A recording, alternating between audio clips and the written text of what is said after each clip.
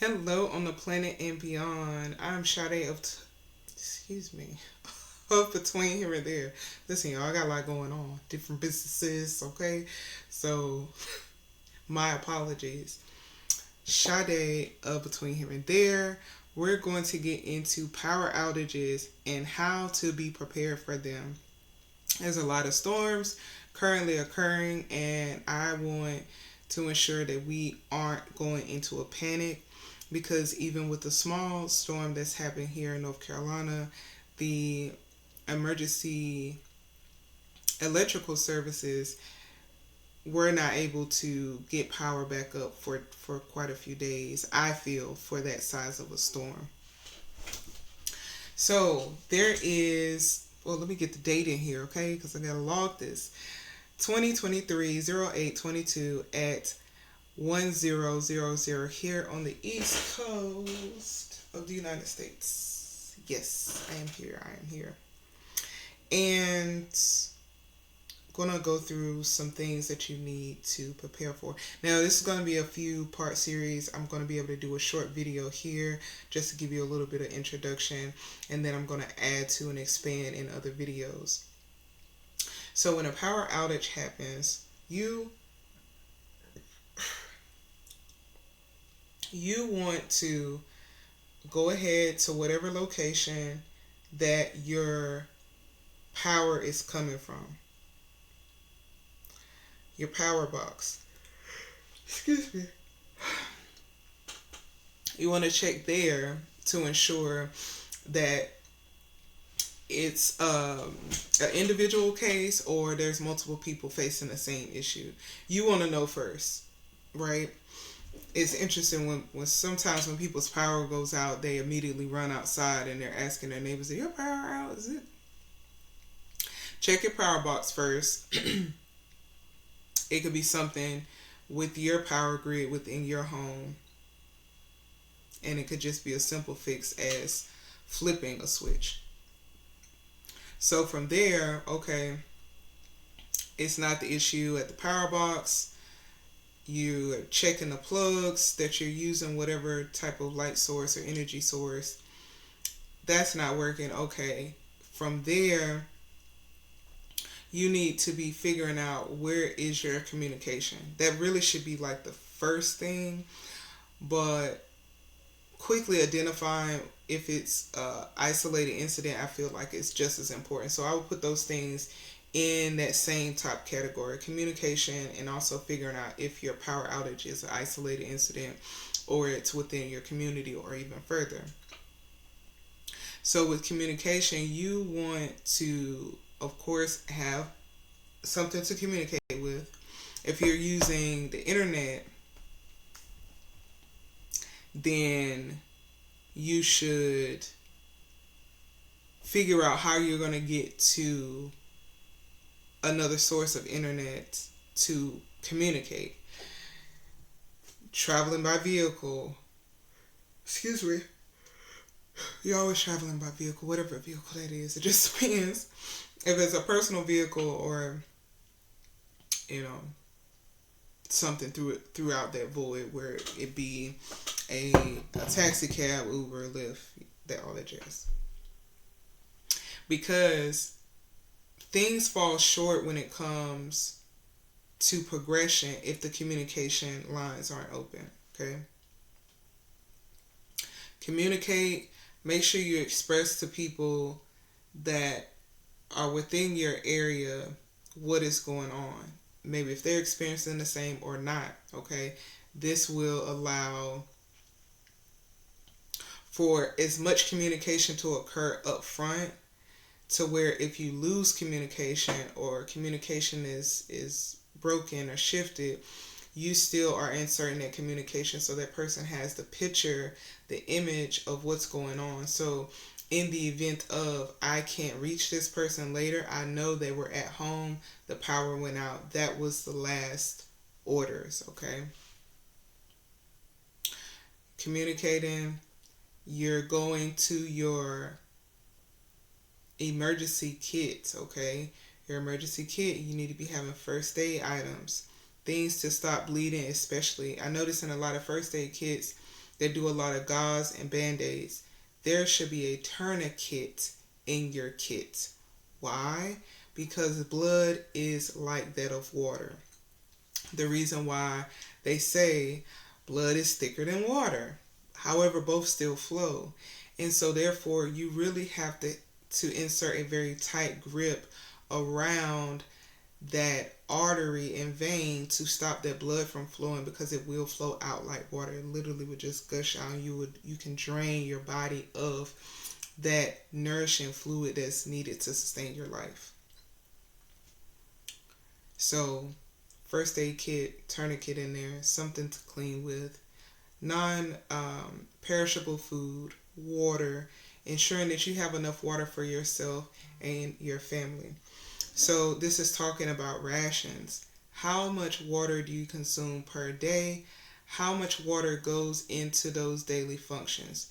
Using a restroom, and that goes into personal hygiene, brushing your teeth or whatnot, eating food, um, recreational things like cleaning your car or washing dishes. Those things require water, and so you need to calculate that into your ration to ensure that you're having in storage enough to sustain you. So you're if you don't have that sustainability within your the area that you're cohabitating with, other people or whatnot, because even if no one's living inside your home, you're still cohabitating with people. You still have a community of people out. You have neighbors. So that's also what happens when it comes to natural disasters. People first see what resources they have in home. However, if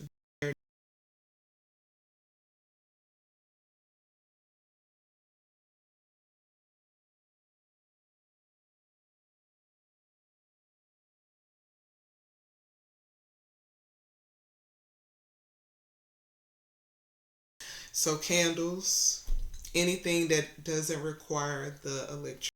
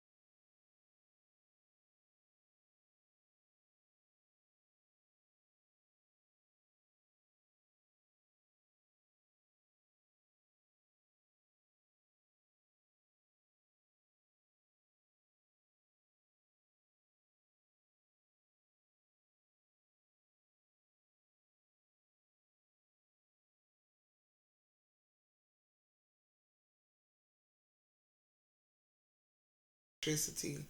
I've seen some people put in their emergency kit plug in lights. If the power's out, then how are you using that? Unless you have a generator. There are some generators with outlet hookups on the generators. I mean, that's what generators for. That's the energy that we use in home. It's generated energy. It's just cycled through a certain way that it comes into our home in a manner in which we're able to use our outlets and extract that energy for our use. With the food, ration the food, we got that. Don't try to ration too early, because once you go into like a panic of not being nourished enough, you will start to eat into those other rations. Just imagine that, oh well, I didn't prepare and I decided I was going to have 3 crackers a day. 3 crackers for your whole day. Your whole nutritional fact sheet. It doesn't even have everything that you actually need to sustain your life. Your proteins, your fats, your salts, your sugars, your copper, your iron, your gold, your literally the periodic table you consist of. Like, let me put y'all on real quick. Well, I'm always here. I like putting us on God's child, okay? God's children. I love putting us on, because nobody knows everything. There's things I don't know, and yeah, I need other people to be expertise in that to show me the way. So I'm gonna show y'all what I know. I need to get this up on the wall somewhere, but ooh wee. Okay. The periodic table of elements. Okay, these top 2 are the the top hydrogen and helium are the most abundant in the. I'm gonna set this down, y'all. It's heavy. Most abundant in space, in our ethers, and a part of our experience. Most abundant. And a smaller particle when you're doing particle sizing. Okay, so you need all those nutrients to consume. That's why the military has a beautiful design. I like other militaries.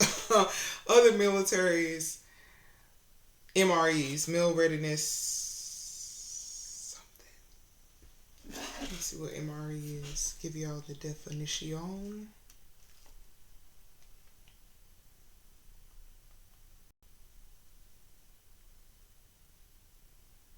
Meals ready to eat.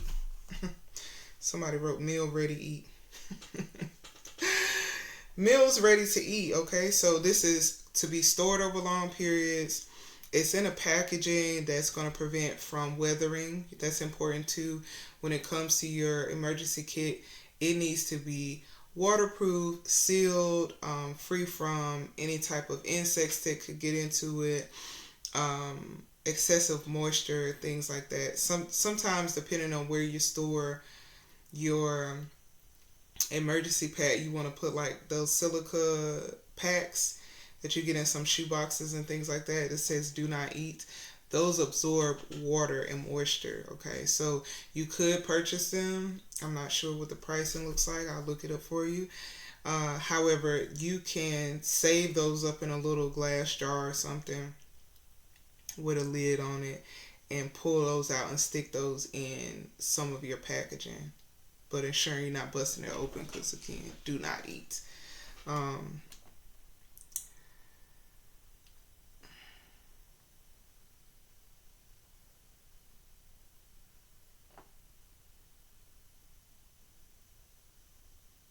Okay, this seemed pretty, what would say, cheap, lower cost, Yeah, so you can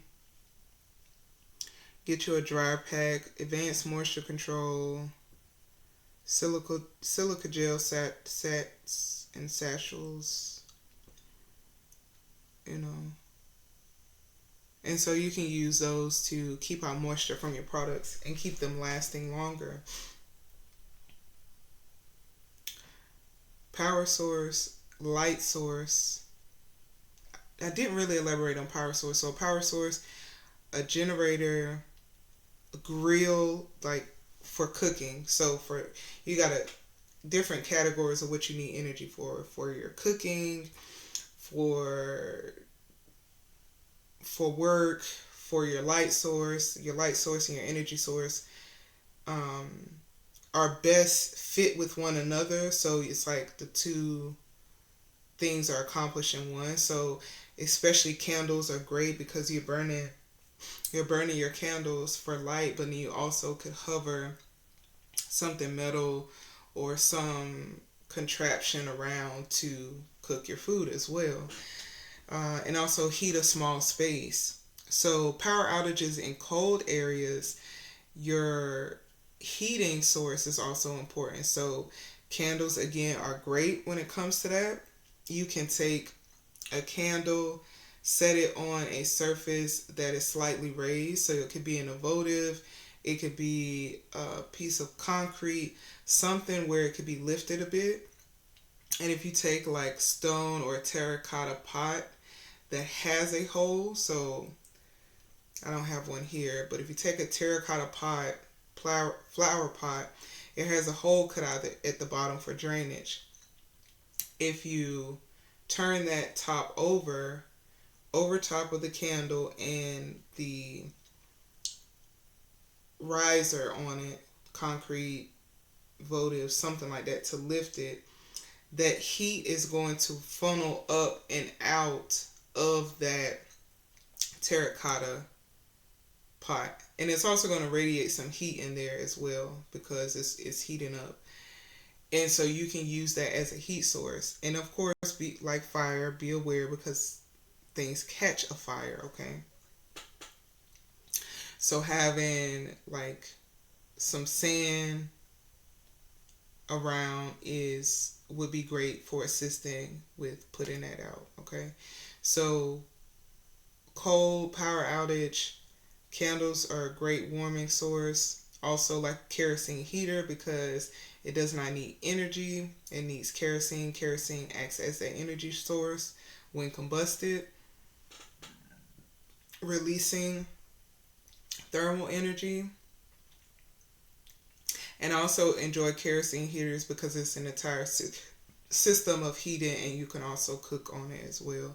And it covers more space than what just like a few candles can do. I mean, you can light a bunch of candles, but then again, you become surrounded by something that could engulf you in flames if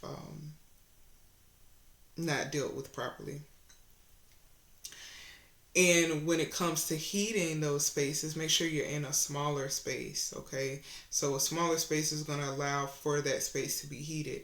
If you have, that one single heating source and you're trying to expand it across an entire home, apartment space, it's not going to do well, okay? Because it has how energy, wind, air, things flow is constantly in motion, okay? And therefore you want it to be able to move in that space and build up. You want that heat to build in that space versus it just still trying to find a place for it to be. Coin in the cup with power outages. So you can take water, freeze it, put a coin. I would say also mark it if you can. Mark the cup if you can.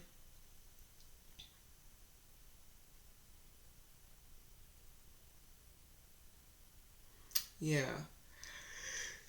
You can mark it as well, but if the mark is not there, it still should give you an accurate reading of you've maybe filled up the plastic container of water to about 3/4 full, and then you froze it first. Took it out, put a coin on top, put it back in the freezer. Just put it on like one of the little cabinets in your freezer, or however it's designed. And if the power goes out and it's out for too long, like say you left or came back, or especially that's really good like if you're traveling or something and you're trying to identify if there was a power outage during your trip. When you get back, you can check that coin to see if the coin is still on top. It'll let you know you didn't face any power outages. Because with outages, it could go out for an extended period of time and come back on, and you would never know.